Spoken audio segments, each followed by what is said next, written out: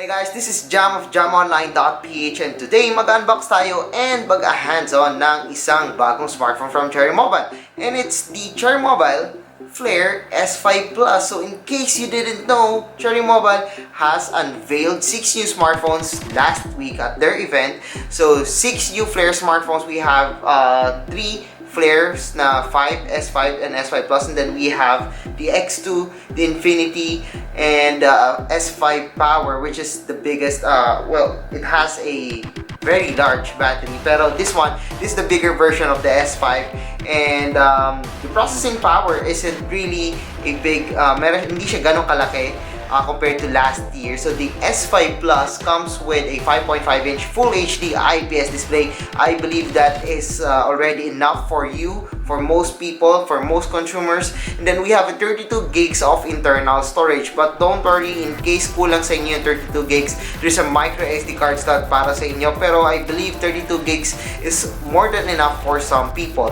Meron din tayo 3 gigs of RAM, which is just like the Flare X. 3 gigs of RAM, I believe okay na siya.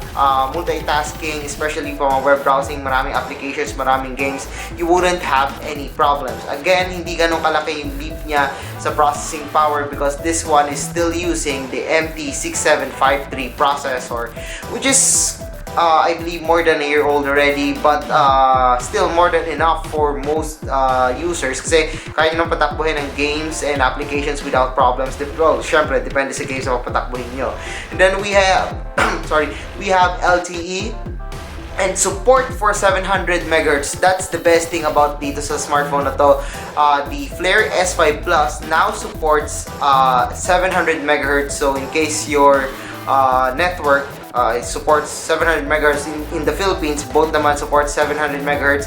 Ma-optimize yan, mas mabilis yung internet browsing nyo dito. And then we have a 16 megapixel rear camera with PDAF. So mas mabilis ang focusing niya because of PDAF. And then we have an 8 megapixel front camera. I haven't tried the camera of all the smartphones during the Flare. Well, I've tried it like 2 shots each smartphone, pero I cannot decide or that time kung maganda ba o hindi. So we also have a Wi-Fi, a fingerprint scanner, by the way. So fingerprint scanner, that's a pretty good feature na hinahanap ko na sa every smartphone because even affordable smartphones has that feature.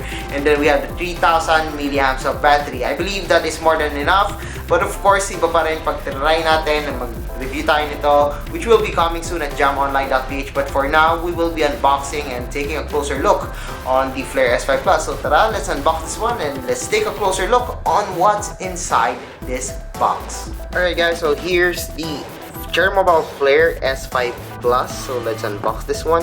So medyo iba na yung box niya compared dun sa mga previous Cherry Mobile smartphones that we unboxed before. So I turned it on kanina. So this is the Cherry Mobile Flare S5 Plus. So mamaya unbox natin yan. But first, we got to do what we got to do. So buksan muna natin to. So we also have here inside what the hell is this? I guess daily horoscope and other applications. So ito yung mga pwede nyo i-text. I believe, yes, ita-text nyo siya para makareceive kayo ng mga kung ano spam or whatever. It's really annoying that we have this. I don't know if may gumagamit ito, pero siguro sa iba, siguro gumagamit sila nito.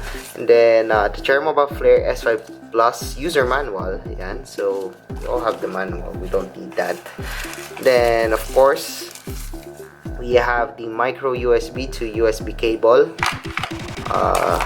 We got a big charger, a bigger charger compared to some Cherry Mobile smartphones that we unboxed before. So we have here a charger, and the output niya is 1500 milliamps. So mas mabilis siya compared to sa normal Cherry Mobile chargers na nakita nyo before na unbox natin. And then of course we have here the earphones. Ayan. So let's put this box aside and let's play with the Cherry Mobile Flare S5 Plus. So first things first, as you could see, ang ganda ng Flare S5 Plus. You've seen, you know the specification already. We've unboxed it before. I told you the specifications kanina. So let's remove the plastic. There we go. So it comes with a screen protector already. So mapapansin nyo, meron siyang parang edges dito. sa sides because the Cherry Mobile Flare S5 Plus already comes with a screen protector. Anyway, let's talk about the design. Actually, ang ganda ng design niya. Looking at it, when the display is off, you wouldn't even notice that this is a Cherry Mobile smartphone. And then we have here the menu button, the home button that also serves as the fingerprint sensor, the back button, LED notification, camera, and then the display is 5.5-inch Full HD. Although hindi siya edge-to-edge display, pero maganda pa rin siya tignan. And yes, it's a Full HD display, so maliwanag, makulay, and maganda. So at the back we have here, let's move the plastic. The plastic's getting annoying. Yan. So let's remove that one. There we go. So we have here, yeah, medyo makapit sa kamay, the back, which is a brush metal look yung kanyang back, and glossy.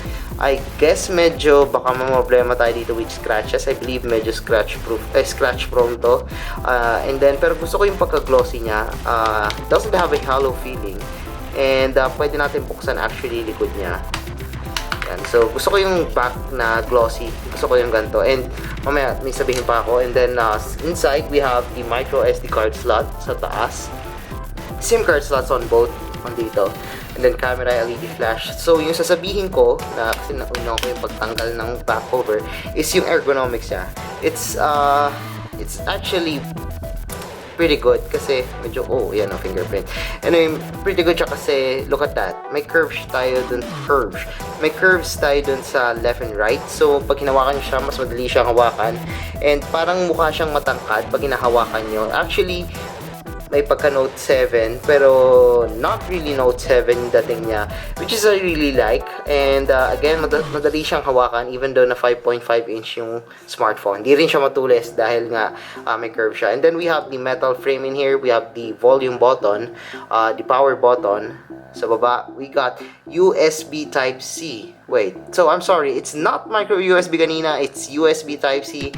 Then we have the speaker grill. And then at the top we got the 3.5mm audio jack. So yes, it's now using USB Type-C. And mapapabili kayo if you already invested sa mga power banks or cables na micro USB. So let's double check natin yung display. So yan, I'm actually na ko na yung fingerprint. So I'm gonna show you guys. So yan, mabilis yung fingerprint pero kailangan ng pattern. Pero just in case, I'm gonna turn this off. Yan, so yes, tama lang naman yung bilis ng fingerprint sensor niya, and I'm really satisfied with it. Regarding the display, it's a Full HD display. It looks pretty good. Wala namang problema sa display. I mean, viewing angles are good. So try natin taasan pa yung display so para maliwanag. Yan, so as you could see, the display is very bright and the viewing angles are good actually. So yan, wala naman yung problema sa viewing angles. And we're now running on Android 6.0 Marshmallow.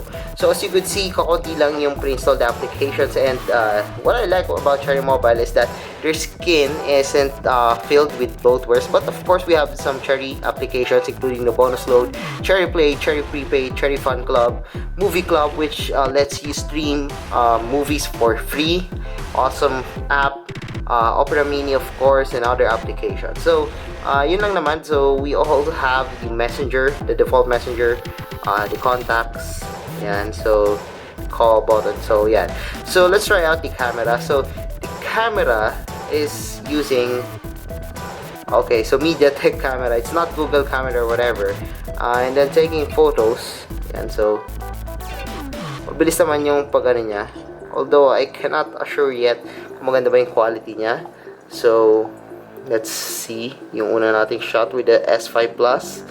Well, medyo maliwanag tayo dito, and I can't really say if maganda ba siya or hindi, pero it's kind of reddish with some grainy something to me. So I'm not sure yet. Baka off siya sa akin, I don't know, I'm not sure. So malalaman natin once we review this smartphone. So this is the menu button. Oh wow, it's not menu button already, it's recent task button. So mas madali na mag multitask dito kasi this is already recent task. Then of course this is the back button. So check natin, it's Android 6.0 supposedly. Yes, there we go. So it's Marshmallow, so it's pretty good. I mean, the design, I like the design. Hindi siya mukhang Cherry Mobile smartphone at sa unang tingin, hindi nyo makakalain na Cherry Mobile. Ako, hindi ko nakala. Yung una kong hawak, wow, Cherry Mobile pala to. The 2.5D glass is pretty smooth and nagpapaganda siya, nagdadagdag ng premium do sa smartphone. The metal build is really solid, although sa likod, we have the plastic na medyo prone sa fingerprint. I'm not sure, baka prone din siya sa scratches. The camera, we're not yet sure how the camera will perform, pero I do not expect anything do sa camera niya. Regarding again sa back, may konting shallow feeling, but again, punong-puno na tayo ng fingerprint sensor even though bago pa lang yung smartphone natin. So, the metal build, again, the metal frames, really solid. And the smartphone comes with a fingerprint sensor, 3000 mAh of battery, and a USB Type-C. So, the smartphone will be available for 8,999. That's more expensive compared to last year's Flare S4 Plus, the introductory price niya.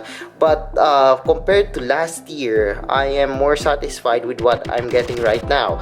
Mas maganda yung display, mas maganda yung features, although same processor pero mas solid, mas maganda yung quality. Overall, para sa akin, okay naman si Cherry Mobile Flare S5 Plus.